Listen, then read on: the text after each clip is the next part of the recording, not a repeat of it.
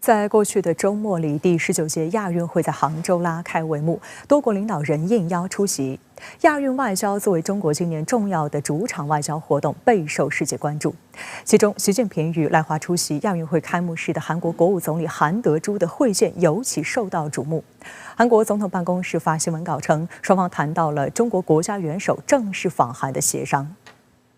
韩国国家安全顾问赵泰庸24号接受韩国 MBN 有线电视采访时说，如果习近平主席能够访韩，将是两国关系的重要转折点，有助掀开中韩关系新篇章。몇 년 정도 한번 서로 얘기를 해봐야죠. 한중 관계에 있어서의 어떤 전기가 될 것으로 기대가 되는데, 하여튼 저희가 만들어야 될 이제 목표입니다. 2014年7月3号，国家主席习近平抵达韩国，并对韩进行为期2天的国事访问。这是习近平就任国家主席后对韩国的首次访问。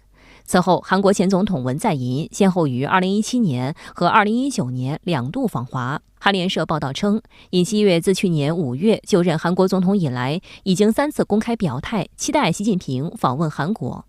去年11月15号，在 G20 印尼巴厘岛峰会期间，中韩元首会见时，双方也就此进行了沟通。韩国梨花女子大学教授朴元健表示，为了促成习近平主席访韩，这次韩国政府有意识地提高了参加杭州亚运会的韩国政府官员的级别。보통은 장관급들이 가는데 총리급이 갔다라는 것은 그간의 한중 관계를 좀 관리해 왔는데 앞으로 좀 더 이 범위를 넓혀서 여러 가지 분야에 대해서 협력을 모색하겠다라는 의도는 분명히 있다라고 판단이 되고요.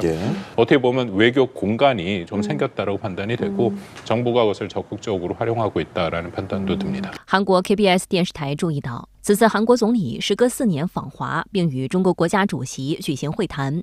实际本月初，中国国务院总理李强和韩国总统尹锡悦在印尼会见后，时隔16天，双方举行的第2次中韩高层会谈。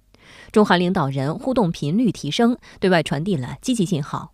韩国中央日报社论指出，尹锡悦政府上台后不断强化美日韩3边关系，朝鲜半岛局势日益紧张，也让中韩关系紧张微妙。在此背景下，中国领导人表示中方坚持睦邻友好政策，并称重视韩方致力于中韩合作的积极意愿。这样的表态积极友好，韩方也做出积极回应。西方媒体对于中韩互动也高度关注。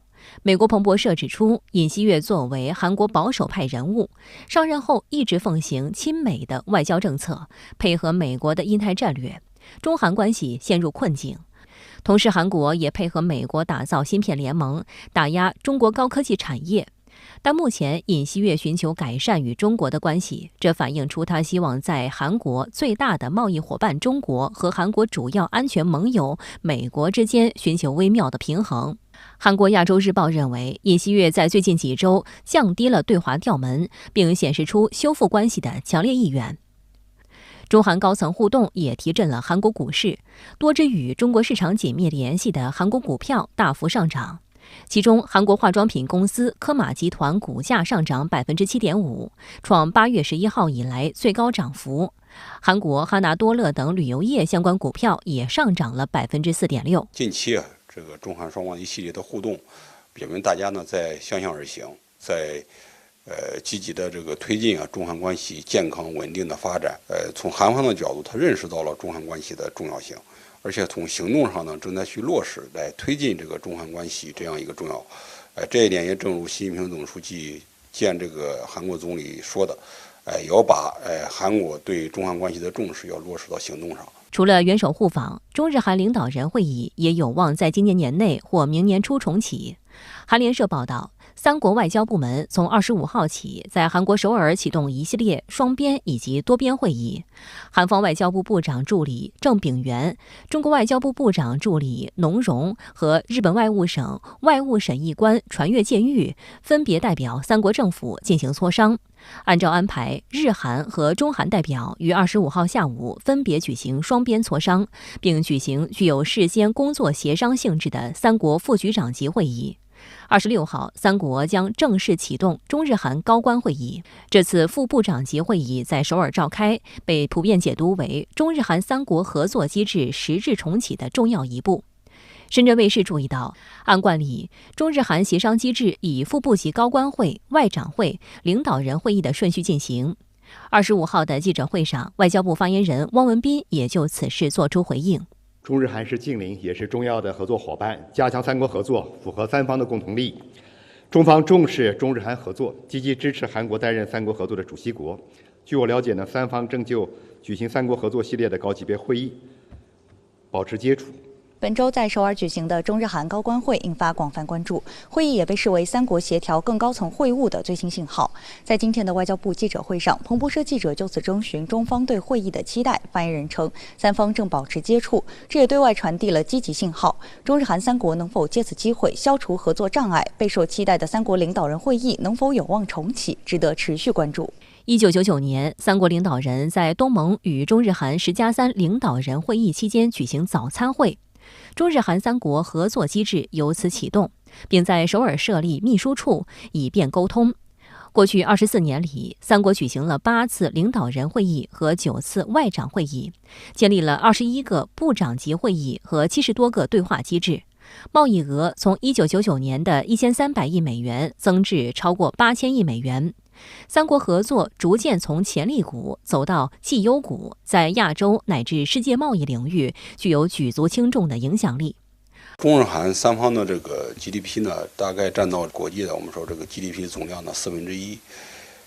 当然中日韩在长期的发展过程当中呢，应该又形成了比较稳定的产业链和供应链体系。所以呢，中日韩的这样一个区域合作，我们知道主要是集中在经贸领域。三方的这样一个合作，它毫无疑问对于三方乃至于亚太地区的产业链的这样一个稳定至关重要。今年以来，中日韩三国都曾公开表示希望机制能够重启。日本产经新闻注意到，最期盼三国合作机制恢复的是韩国总统尹锡悦。